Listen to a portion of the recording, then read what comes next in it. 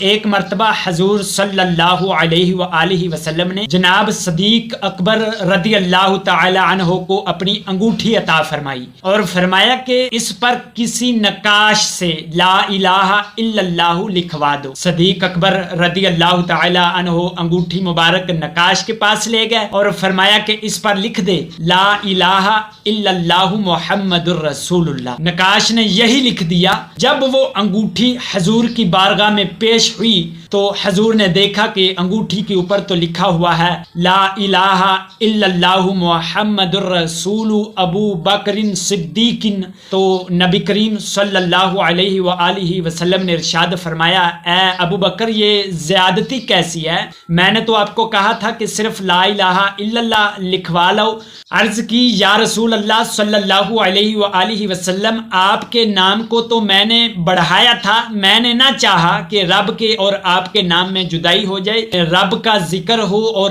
آپ کا ذکر نہ ہو، یہ مجھے مناسب نہیں لگا تھا، اس لیے میں نے اللہ کے نام کے ساتھ آپ کا نام بھی لکھوایا، لیکن اپنا نام میں نے نہیں بڑھایا۔ یہ عرض معروض ہو رہی تھی کہ جبرائیل امین حاضر خدمت ہوئے اور عرض کیا یا رسول اللہ صلی اللہ علیہ وآلہ وسلم صدیق کا نام میں نے لکھا ہے، کیونکہ صدیق رضی اللہ تعالی عنہ اس سے راضی نہ ہوئے کہ آپ کا نام خدا کے نام سے علیحدہ ہو۔ خدا تعالی اس سے راضی نہ ہوا کہ صدیق کا نام آپ یعنی رسول اللہ صلی اللہ علیہ وآلہ وسلم کے نام سے علیحدہ ہو۔